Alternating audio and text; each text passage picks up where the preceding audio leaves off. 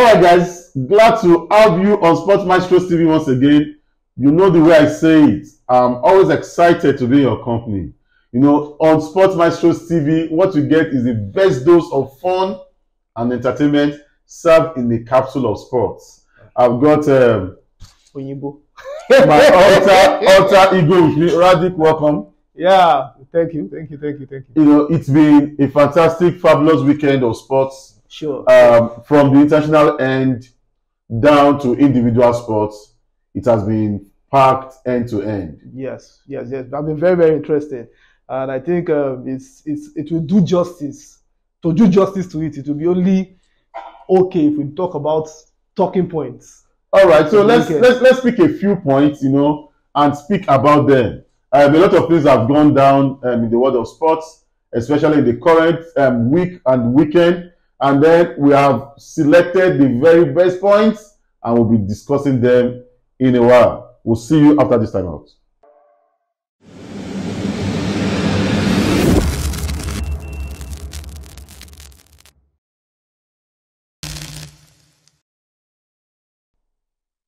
All right, guys, welcome back. First, mixed martial arts. It doesn't matter whether you say it's a New Zealander. It may be Kiwi or Niger.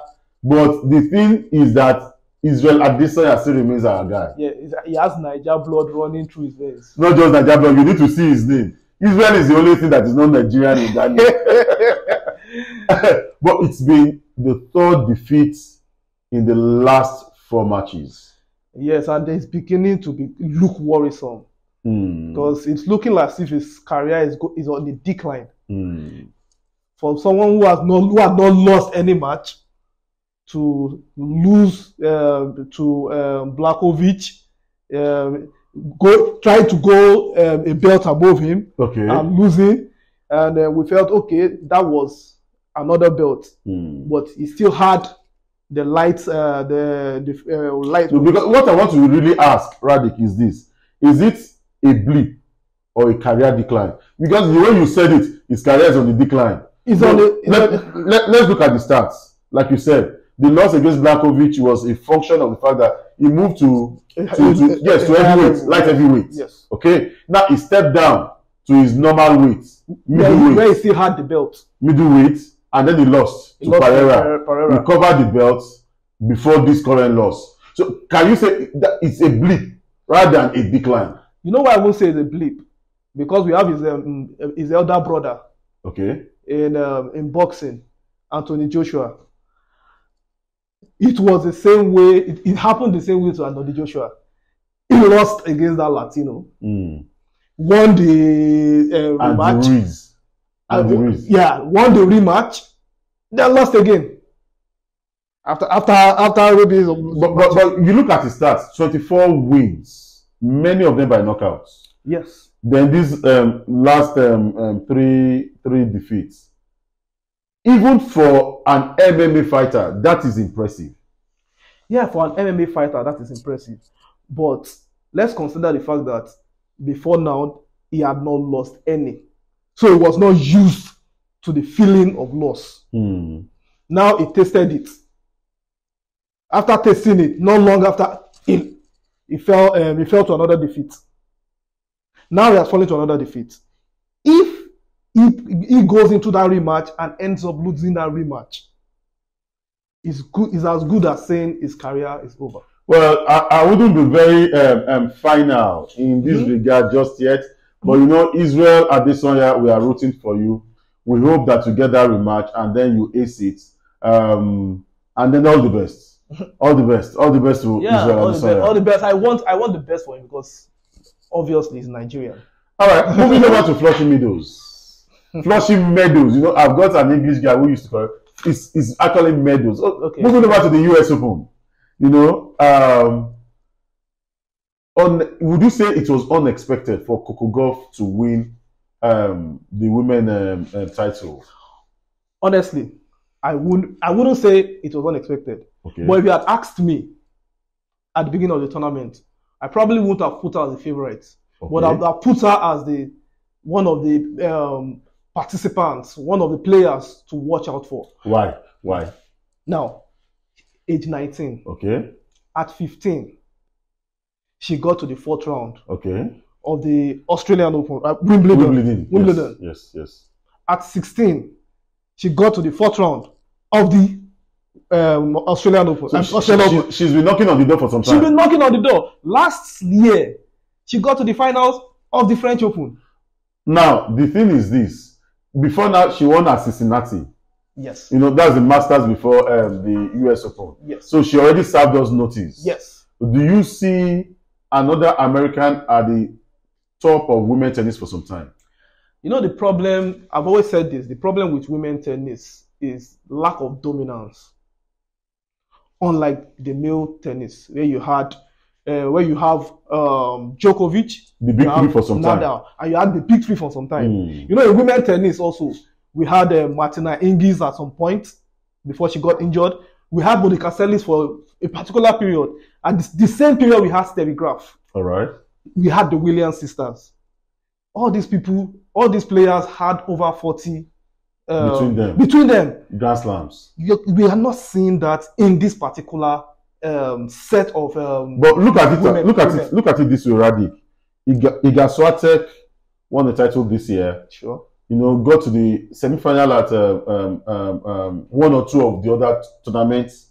Sabalenka has had a fantastic year. Sure. Whatever you say, sure. You know. She got to 3 finals. Two finals, 2 semi-finals. Okay, 2 semi-finals. He lost one at Australia, lost at the US Open, got to the semi-final of the French, and then you know Wimbledon. So fantastic for her. She's had a great run this year. You look at Pegula, she knocks on the door once in a while. Ons Jabeur, you know, this set here, Naomi Osaka is coming back in January. Okay, now Coco Gauff has come to the scene. Would you say between, okay, not forgetting Rybakina too. Yes. You know, Elena Rybakina. So you see, look at this year alone. We can mention 3-4 names that have been consistent. Would you say some consistency is returning to the women's game? What I would say is that you cannot mention them in the same breath as the ones I mentioned before now. Okay. And I think that is where the problem is. I think this set of players are very good, but they are not as exceptional as. So they need to add consistency to the game. They need to add consistency to the game. We need to see people like Sabalenka, you know, get to the business end. There should be this confidence. There should be this confidence okay. that Swiatek takes into the tournament and say, "I'm winning this tournament." All right. You know, Serena Williams walks into a Grand Slam, and from the first day, she knows she wants to win. She wants to win the Grand Slam. Fantastic. Now moving over, you know, it's still Novak Djokovic, the undisputed GOAT. Yes. But we're playing Dani Medvedev. Yes. Now Medvedev got the better of him 2 years ago. Same tournament, same venue. What do you think this time? What do I think this time? I don't think Djokovic is going to commit the same error he made. Will you call it error? In the last Grand Slam where he lost to Alcaraz. Okay. Where he lost to Alcaraz. So I believe he's not going to make it 2 defeats. Yes, he's not going to make back to back. Two defeats at Grand Slam final. You get, but let us talk about one point. All right. The fact that Djokovic has had it easy throughout this tournament, okay, except for the 3rd round, okay, against his fellow countryman Jerry, where he went all the way to the 5th set. He lost the first 2, then completed the comeback in the 5th set. Every other match has been straight sets. What are you saying, Radik? Now he has had it easy because Medvedev, on the other hand, had to face Rublev in the quarterfinals. Yes. And also had to face Alcaraz in the semi-finals. So what I'm seeing here is he has not really stressed himself throughout this tournament, but he has been having it easy. So he's fresh. He's fresh. He played the semi-final a day before Medvedev. Exactly. So it's fresh going into this match. Are you looking at a Djokovic clinching it? I'm looking at a Djokovic clinching it. All right. But before we leave that, there's something I also want us to look at. You know, this young guy, you know, I'm getting excited now. Is it the future of tennis? Before you go, let's look at some things. Carlos Alcaraz. Yeah. Now, he's 20. He was, at 19, he was #1 already. Yes. Rafael Nadal did not become #1 at 19. Djokovic did not even come close at that age. But he won the Grand Slam at 19. No, the first Grand Slam Nadal win. Yeah. He was 20. Was he? He was 20. Yes, his first April title, he was 20. Number 2 was 20 before he won his first Grand Slam. You know, Federer was 21. Okay, I didn't even just check up Federer, 21. So you see, this is a young man who at 19 was number 1, world number 1. At 20 has got 2 Grand Slam titles, 4 Masters titles. This year alone, he's won a title. He's got to the semi-final at 2 other events. Are we looking at the future of tennis? We are looking at the best of the rest. That's uncharitable. So we are looking at the best of the rest because I believe I mentioned in the women's tennis, all these players, Djokovic is currently pondering on retirement. Djokovic is 36. This guy is 16 years younger. Pondering on retirement. Nadal will soon retire. I think we are looking at Nadal is technically retired. I think we are looking at the last of the dying breed of tennis players. I think we are looking great tennis players. In Carlos, I think we are looking at the future. And the future of the next generation, the best of the rest. Are you looking at somebody? Because for me, I look at Djokovic. Would Djokovic want to stay a year or 2 longer because of Carlos? Yes. And do you know why? Right. Because this Carlos Alcaraz is looking like he's going to undo everything these 3 guys have done. I doubt. All right. It's going to be more of a competition among, say, 5, 6 players. Watch out. Who are the other players? I foresee young guys coming from the junior. Anybody from this current crop? For this current crop? Kasparov, Olgarun. I don't see any though. Really? I don't see any. All right, guys. So moving on. I do hope. I always pray that Novak Djokovic carries the day all the time. So I'm really rooting for him this time too. Let's see how it goes. I want him to equal the record of Margaret Court. And it looks like if he is able, let me not say it looks like he's going to do it. I don't want to be that confident. But if he's able to win 24th now, smart money will be on him to do 25 in January at the Australian. And that record is going to be there for a very long time. 25 Grand Slams, because I don't see anybody beating him on his favorite courts. Sure. All right. AFCON, a lot of AFCON matches this weekend. A number of countries to have qualified. Yeah. Nigeria technically they have qualified, even though they have 1 match to play. Several countries, Egypt, even Guinea-Bissau, more or less. Apart from 2 groups, you look at the other groups. The qualifiers are known. Yeah, been done. So, what do you think about AFCON? Is the quality declining? Quick one. I don't think the quality is actually declining. I believe smaller teams are beginning to level up also, more like Europe. So you see, it's difficult to beat smaller teams now, and you can see Guinea-Bissau beat Nigeria, beat Nigeria during the qualifiers at home in Nigeria. At home, and you also remember that Central Africa beat Nigeria at home too. But is Nigeria the standard? Nigeria is fond of no. And you see, Cameroon is in a group where they are third. At the moment, okay. They are third. At the moment, it's a group that they are normally they're supposed to blow those teams out of the water. So smaller teams are already playing catch up. Yes, now. Second question, Radik. You know, a lot of people are saying, should we return? Now, this tournament is going to be in 2024. Sure. Are we going back to the even year tournaments?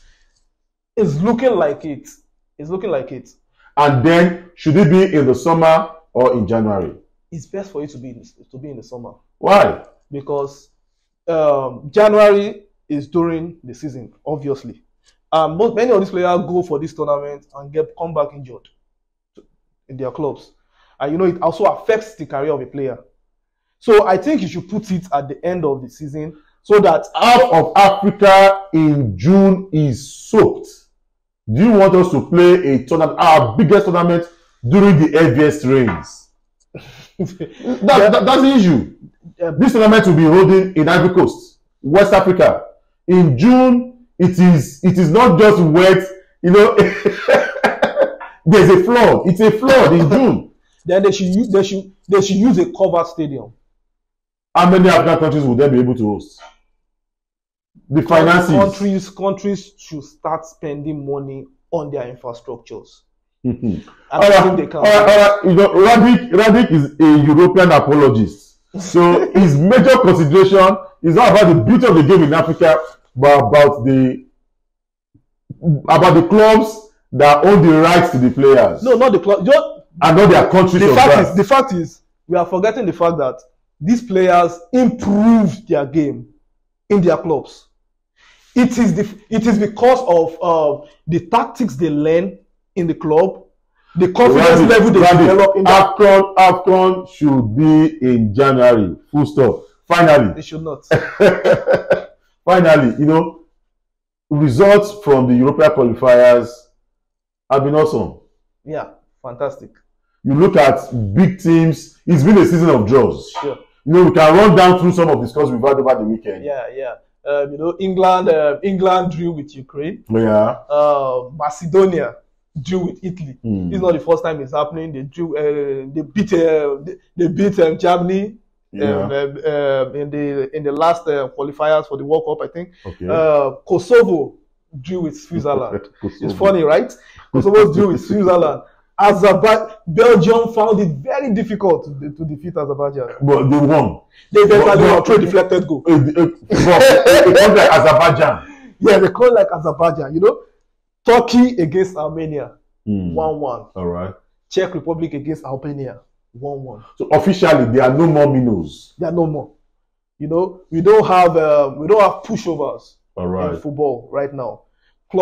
Countries are getting better, and I think one of the reasons is because they are beginning to get the right coaches, who bring in the right tactics, into the game. And if you have the right tactics, and you have players that believe in your tactics and your strategy, they will carry it out to the letter, and you will get a result out of it. And then another thing could also be the fact that more and more players are leaving smaller countries to play professional football in bigger footballing countries across Europe. Scouting has improved. So these players, they come back, they improve their national teams. Yes, you know, technology has become technology is better now. You have machines, machines that tells you how good a player is, rates a player for you, and you can pick. Maybe it's analytics, maybe it's sports medicine, recovery time from injuries, or maybe it's even diet. Players are getting better, they are getting fitter, and because technology is available to everybody, it has helped even countries or lesser known countries. So you know what all of this tell me? What does it tell you? Another World Cup is imminent. Nigeria, do we have a chance? No. We get football administration right. Our players continue. We get to push players to big clubs like Napoli. Napoli is not a big club. The big clubs like Napoli, you know, we get players, 1 or 2 in AC Milan, 1 or 2, you know, scattered. Maybe some of these English contingents, they decide to play for Nigeria. That's some fantasy. That's possible. Morocco got to the semi-finals. You know, the number one problem is administration. And you're saying I already said we got. That's why I said it's a fantasy, because as long as you keep having greedy people there, you want to change the topic? No. I'm rooting for an underdog to win the next World Cup. I think just like we have pointed out on this show time and again. Let's give them a decade. Let's say a decade from now. So that's 2 more World Cups. 2 more World Cups. And then we have a chance. And then countries begin to have a chance. Countries that you don't expect begin to hopefully that World Cup will be in Africa. You know, there was a time we did Vision 2020. And in that Vision 2020, Nigeria won the World Cup. Have you forgotten? So maybe we need to do Vision 2050 now. In Radic's new vision. Maybe that will be Vision 2050. So, no. That's more than 10 years now. No, for Nigeria.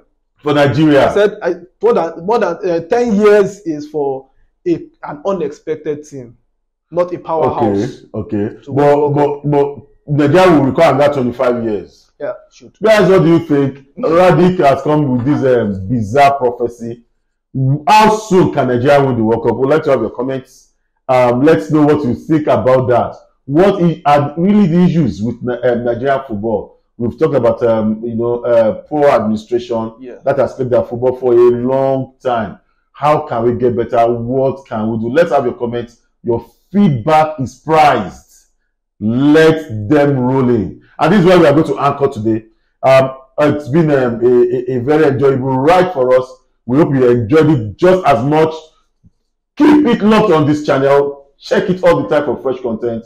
Our commitment is that we'll always get them across to you as idiots. And don't forget to subscribe, hit the notification bell. I'll see you soon.